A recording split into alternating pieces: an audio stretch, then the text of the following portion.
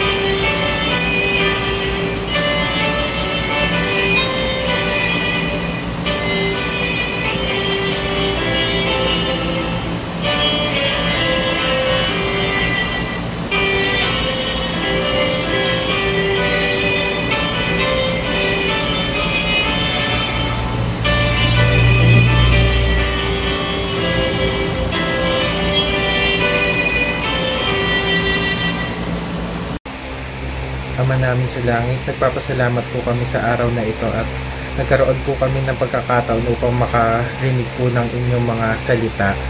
Papasalamat din po kami sa mga guidance and blessings na natatanggap po namin sa araw-araw. Papasalamat din po kami sa malakas na pangangatawang pinagkaloob niyo po sa amin para magamit po namin sa aming araw-araw na gawain. Sa panahon pong ito, hinihiling po namin naway gabayan niyo po ang bawat isa sa amin, naway lubos po namin maintindihan at maunawaan lahat po na mapapanood namin sa mga video na ipapakita po sa araw na ito. Hinihiling din po namin naway patuloy niyo po kaming gabayan at patnubayan sa aming lahat ng gawain. Hinihiling din po namin naway patuloy niyo po kaming bigyan ng kalakasan ng pangangatawan upang gamitin sa pang-araw-araw ng aming gawain.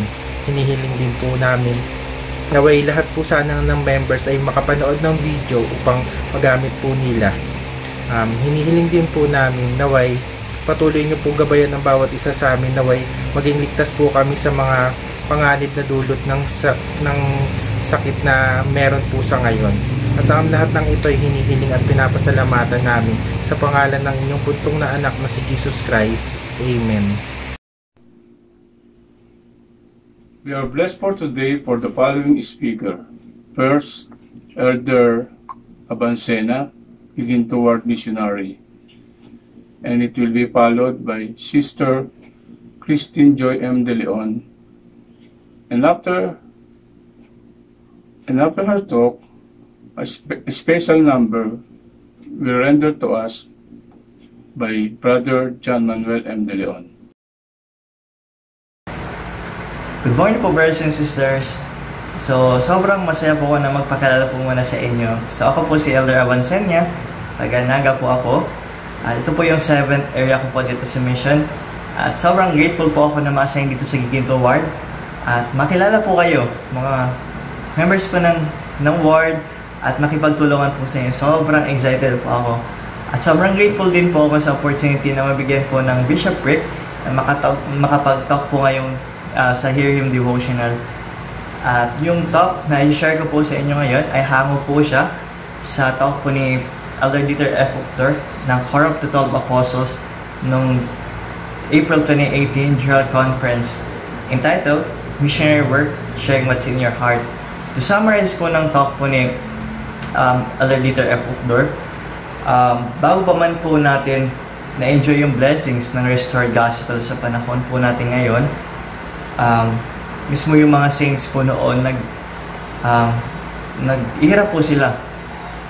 Grabe yung mga challenges and trials bago pa man nila na-restore yung gospel. Especially si Prophet Joel Smith. Marami yung mga challenges na na-experience po niya. Pero alam po namin na God provided a way para ma-restore yung kanyang simbahan. At isa po tayo dito, mga member po ng simbahan yung nag-enjoy po ng blessings ng Restored Gospel po ni Jesus Christ. At sa panahon ngayon, despite po sa pandemyang na-experience po natin, we're so blessed po rin po dahil po sa patuloy na pag-guide po sa atin ng Prophet. No, di ba po ng 2018, pinaalam po ni President Nelson yung program na Come Follow Me, which is isang blessings po para sa atin, di ba po, sa panahon po natin ngayon. May time po tayo na maponder po yung mga bagay, particular po sa Ebanghelyo po ni Jesucristo. At ilan po tayo sa approximately 16 million na member po ng church kumpara po sa approximately 7 billion na mga tao dito po sa mundo. At sobrang, kung tutuusin, sobrang marami pang taong hindi pa nakakalam ng Ebanghelyo. Though natanggap na po natin yung Ebanghelyo, na-bless po tayo, yung tanong, papayag po kaya tayo na tayo lang po nag-enjoy ng blessings ng Ebanghelyo po ni Jesucristo. At mismo, inibitahan rin po tayo ng Diyos na mag-imbita po ng mga tao na lumapit po kay Jesucristo. Base po sa talk ni Elder Dieter F. Uchtdorf, hindi naman po inaasahan sa atin po ng Diyos na perfect or flawless po yung pagtuturo po natin sa mga kakilala po natin o pag-share ng Ebanghelyo. Kahit nasa simpleng pag-share po natin testimony, pag-share ng mga quotes sa Facebook o sa mga social media po natin, isa rin pong way para maimbitahan po natin yung mga tao na lumapit po kay Jesucristo.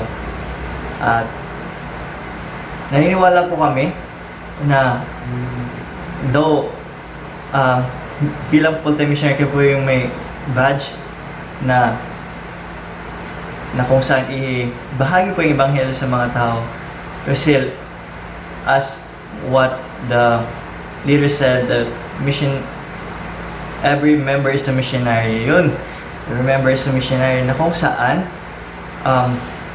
bilang mga membro, may layunin rin po tayo o may responsibility na i-share po yung gospel. At masaya po namin kayong tulungan mga missionary na kung paano maibahagi yung Ebanghelyo sa mga tao, kahit sa mga simple pong pamamaraan. Gusto pong i-share yung ilan sa mga bagay na ginagawa ko po nung bago po ako mag-serve ng mission. So yung tips po na to, yung una po, yung tinatawag na be a Mormon, love it and live it. So hindi siya Mormon kasi use the proper name of church. So be a member of the Church of Jesus Christ of Latter-day Saints, love it and live it. So paano po yun? Say for example, nakikipag-usap po tayo through chat sa mga friends po natin. Tapos, say for example, nagtanong po siya, "Oh friend, ano yung ginagawa mo ngayon?" So pwede natin pong sabihin sa kanila na, ay friend, nagbasa ako ng Book of Mormon. So, they will think na, Mormons ka pala. Ayun. So, sa ganung paraan, sa natural na pakikipag-usap natin sa kanila, di na po natin namamalayan na naisingit na po pala natin kung paano i-share yung Ebanghelyo sa kanila. At yung isang bagay is, iparamdam po natin yung pagmamahal po natin sa mga kilala po natin. For example, friend, kaya kita iniimbitahan dahil mahal kita. So, kitang tulungan na mas lumapit kay Hesus Kristo. At doon sa pamamaraan, kapag nag-imbita po tayo with love and sincere heart, bas mararamdaman ng mga taong kakilala po natin, especially kaibigan po natin, na kinakailangan po nilang lumapit kay Hesus Kristo. May mga bagay talaga po na di nila tatanggapin, o yung sinare po natin, minsan, special sa atin, minsan natatakot po tayo na i-share. Pero alam po namin na yung Diyos, bibigyan po niya tayo ng power para ma-share po natin yung Ebanghelyo sa mga tao. Kahit sa mga simpleng pamamaraan po. Alam po namin yung missionary work, gawain po siya ng Diyos. Alam ko po na totoo po siya. Na-feel ko po kung paano po nag-work yung Diyos sa pag-serve ko po sa Kanya throughout my mission. Alam ko po na yung aklat ni Mormon yung makatulong po sa mga tao po ngayon, especially po sa atin bilang isang member po ng Diyos, upang mas mapanatili at mapatatag po yung pananampalataya po natin, testimony po natin kay Hesus Kristo. Alam ko po na ipinanumbalik po ni Joseph Smith yung simbahan mismo ni Jesus Christ at yung kanyang Ebanghelyo. Alam ko po na totoo po siya. At sobrang excited talaga po ako na makilala po kayo in person, brothers and sisters. At ilan po yung tako po ngayon, at masaya ko pong iwan sa pangalan ni Hesus Kristo. Amen. Good morning, my dear brothers and sisters. I feel so blessed to be speaking before you today, and I hope na ma-impart ko po yung naisiparating ng Spirit sa ating lahat. In this time of pandemic, we are blessed to recognize one of the most important and comforting doctrine of the gospel of Jesus Christ. And that is our Heavenly Father has perfect love for each one of us. And because of that perfect love, He blesses us not only according to our desires, not only according to our needs, but according to His infinite wisdom. Isa po sa aspect ng perfect na pagmamahal ni Heavenly Father para sa atin is His involvement in every detail of our lives. We may not know it, we may not be aware of it, but He is indeed involved even in the smallest details of our life. And as we seek to ask for His divine help and guidance through our earnest prayer, doon po na ma-manifest yung perfect love niya para sa atin. And whenever we constantly obey and strive to become like our Heavenly Father, nagiging entitled po tayo sa patuloy na guidance and inspiration of the Holy Ghost that He gives to each one of us. Sabi nga po sa Matthew chapter 6 verse 8, "For your Father knoweth the things that ye need of before ye ask Him, and He knoweth all things, for all things are present before His eyes." So, indeed, the scriptures already tells us na bago pa man po natin hilingin kay Heavenly Father, yung mga gusto natin, yung mga kailangan natin, He knows it already. And alam niya po every intent of our heart. So, in one of the stories in the scripture, kilala po natin lahat si Prophet Mormon, di ba? Siya po yung nag-compile ng Book of Mormon. And he also made abridgments of the records in the Book of Mormon. So, si Prophet Mormon, hindi naman po siya nabuhay hanggang ngayon na nakita niya yung effects ng pagka-restored or pagka-brought about na ng Book of Mormon.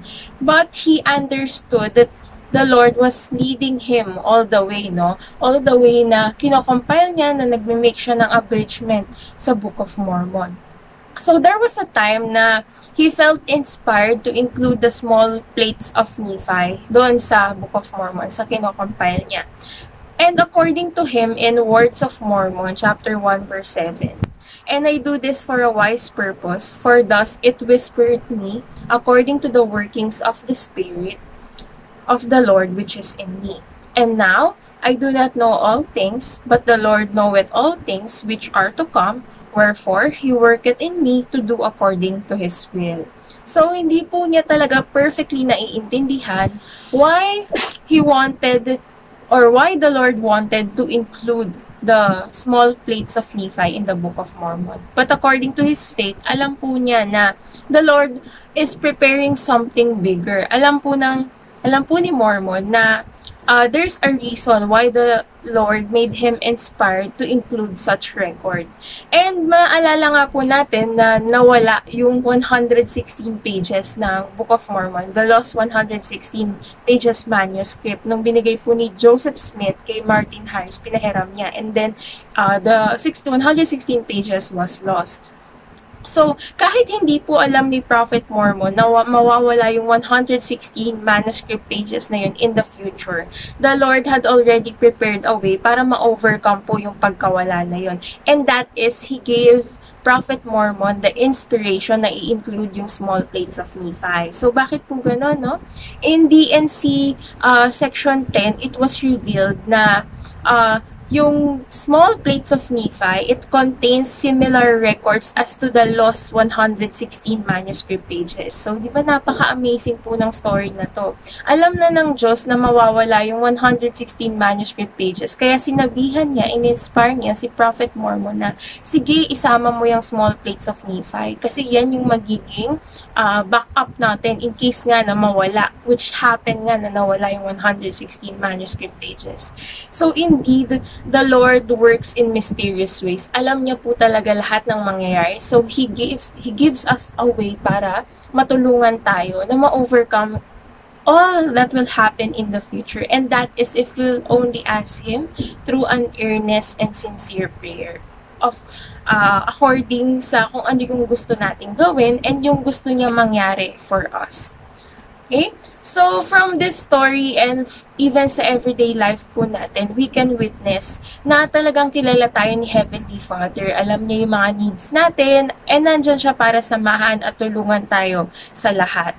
So, most of the time, we ask help and we ask for our needs kay Heavenly Father through prayer. And He has 3 answers. Yun nga po yung tinuturo sa atin sa primary, di ba? Yung go, stop, and wait. So, minsan, when we pray, when we ask help through prayer, binibigay niya po sa atin in an instant, no? Go agad. Binibigay niya in an instant yung kailangan natin. There are also times na yung pinaka-earnest and sincere desires ng puso natin, hindi na agad-agad na-answer yung prayer natin. Or there is another answer. Kumbaga, ang answer sa atin is no. Wag yan, hindi mo na pwede. Hindi yan yung gusto ko mangyari for you. And the last one is that there are instances na meron tayong inask through prayer, but yet the answer is wait, no? Mag-antay muna tayo. It may not happen at this lifetime, but it will happen perhaps maybe someday or ultimately in the next life to come. So I'd like to share to you some stories on na naman-manifest po ito different answers sa prayers natin. So the first story is about the son of Elder Hales who was going on a mission in Paris. So as usual, mga missionaries na bago, they are preparing the things they need para sa mission. So yung anak po niya, dahil malamig sa Paris, bumili ng coat, no? Before umalis, before magpunta ng MTC. But then, ubos na yung stocks. So, nag-promise na lang yung store na, sige, dadalhin namin sa Provo MTC yung coat mo before ka umalis papunta ng Paris. And then, the day came, bago nga siya umalis, a day before bago umalis ng papuntang Paris, dumating yung coat. So, hindi niya na nasukat. Pagdating niya ng Paris, sobrang lamig daw, sinukat niya yung coat. Napakaliit for him. Sobrang liit ng size. So, kwento niya yun sa tatay niya. And then, sabi ng tatay niya, sige, bumili ka na lang ng bago. Medyo irritable pa nga daw siya nung sinabi niya yun. Bumili ka na lang ng bago at ipamigay mo yung coat na yan. So, he did according sa sinabi ng tatay niya. Binigay niya sa isa niyang ka-apartment na missionary din, na isang elder din. And sobrang tuwang-tuwa daw yung elder nung binigay niya yung coat. Sabi niya, this is what I was praying for. Na sana magkaroon siya ng coat kasi nga wala daw po siyang pambili ng coat.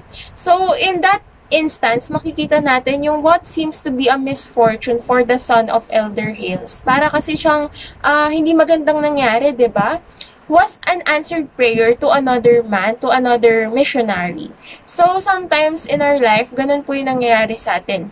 What seems to be an answered prayer or a prayer wherein hindi naging maganda yung answer sa atin is another answered prayer for another person.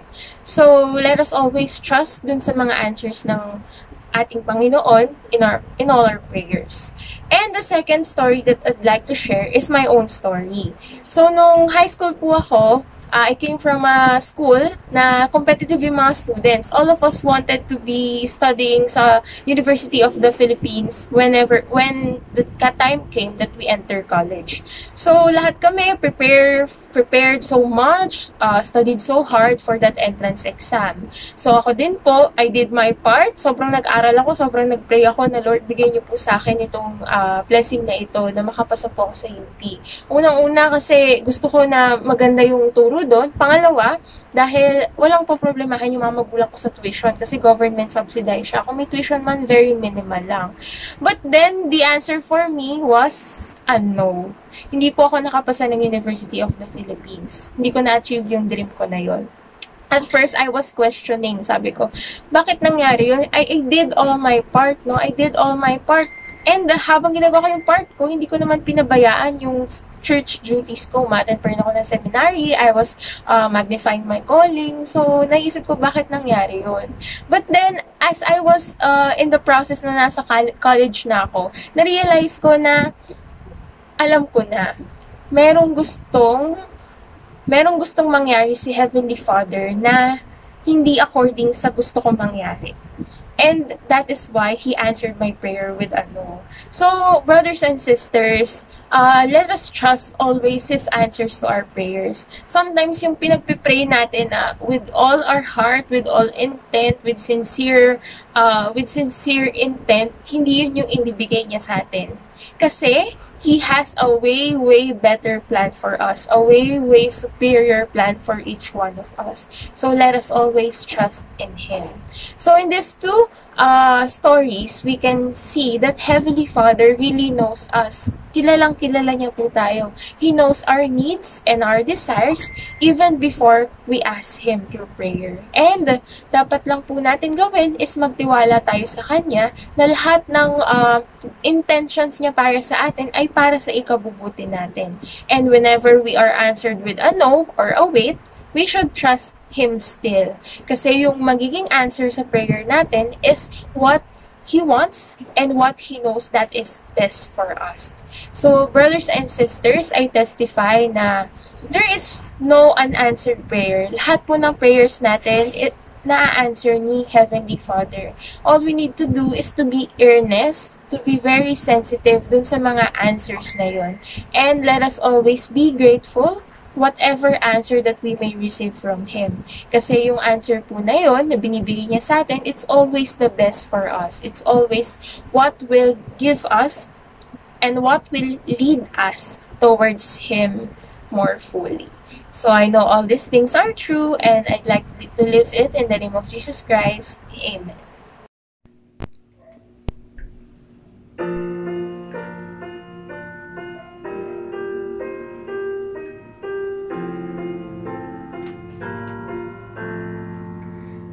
Heavenly Father, are you really there? And do you hear and answer every child's prayer?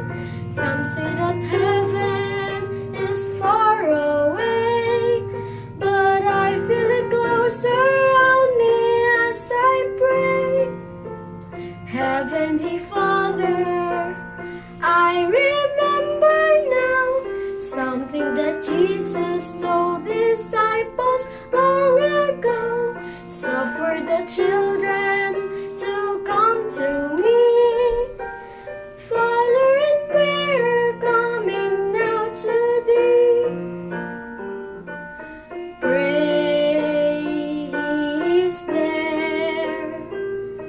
Speak, He is listening. You are His child.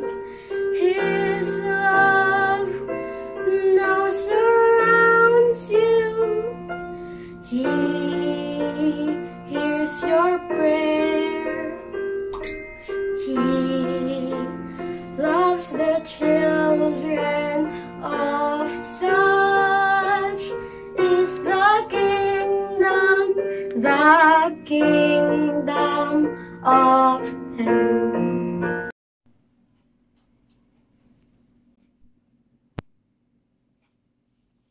I would like to thank our speakers for this devotional.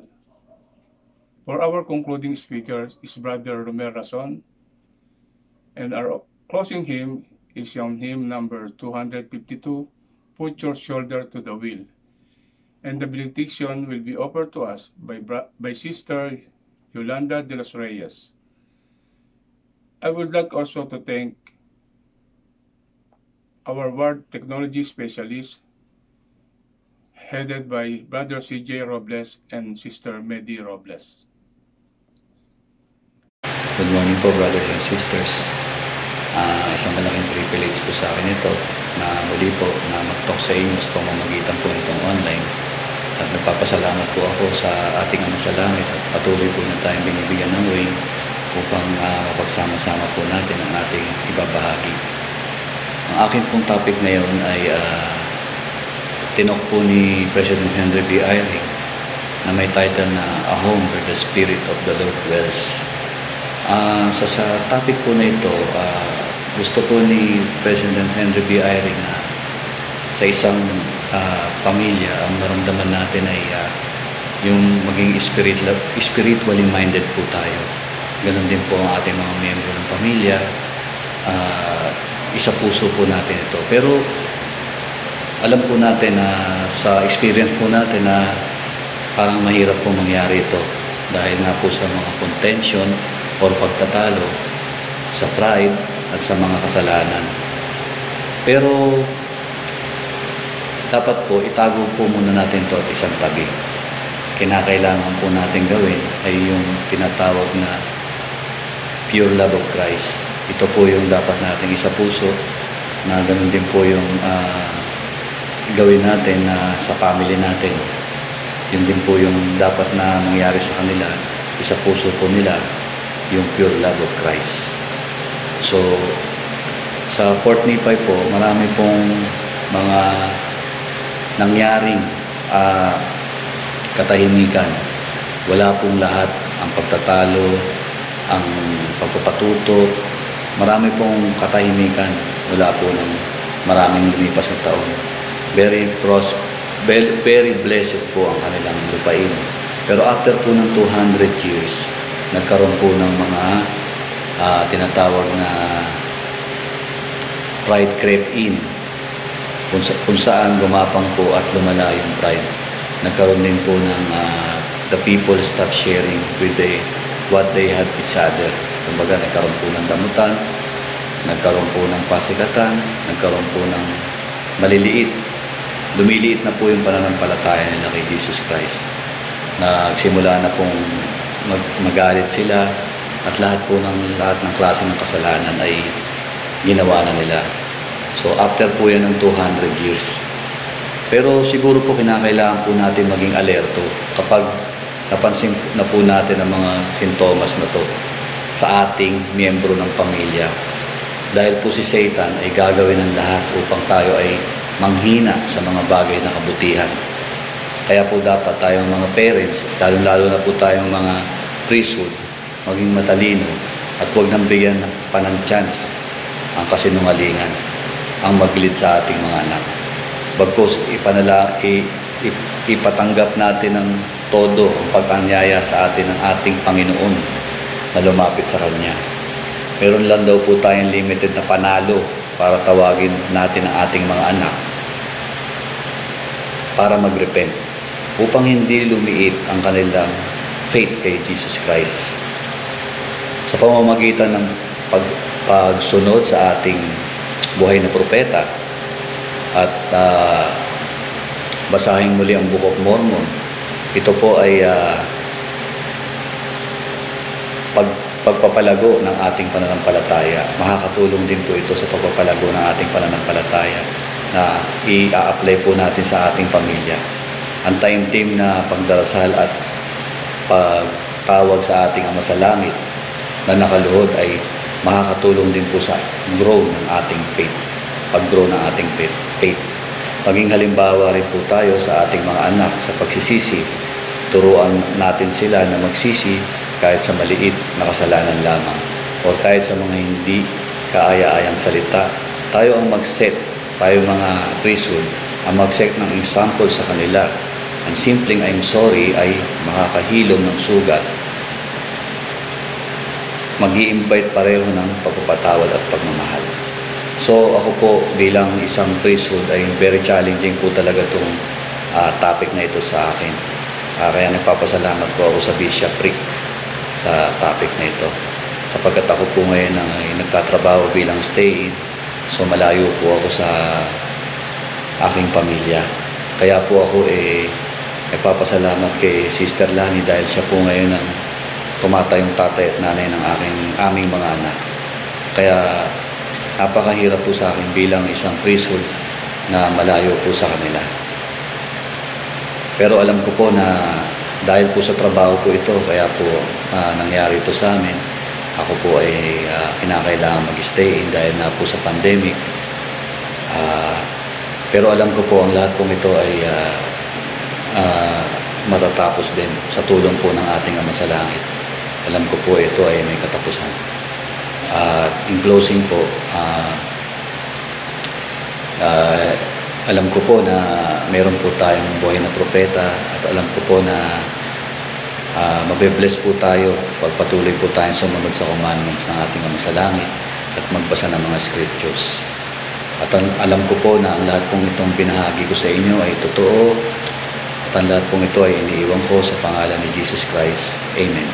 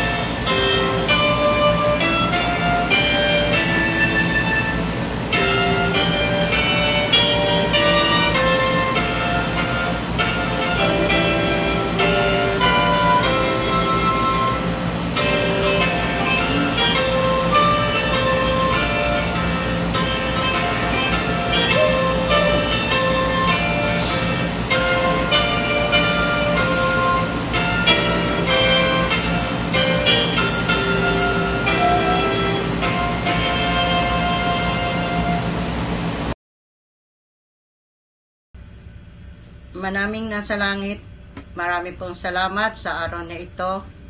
Salamat po at muli po kaming nakadinig ng iyong mga banal na salita. Salamat po sa naging speaker sa araw na ito, na ay maging inspirasyon namin sa aming buhay. Hinihiling ko po na patnubayan niyo po kami sa aming mga pangangailangan sa araw-araw. Hinihiling ko po na bigyan niyo po kami ng kalakasan ng pangangatawan para po mapaglabanan namin ang lahat ng mga pandemic na lumalaganap ngayon. Hinihiling ko rin po, Ama, na basbasan niyo po kami at bigyan ng aming pangangailangan sa araw-araw. Hinihiling ko rin po, Ama, ang patnubay at gabay ninyo sa amin lahat para po kami ay magkaroon ng kalakasan ng pangangatawan at patuloy niyo po kaming gabayan ng banal na Espiritu sa lahat ng mga desisyon namin sa aming buhay. Marami pong salamat, Ama, at ito iniiwan ko at pinasasalamatan sa pangalan ni Jesus Christ. Amen.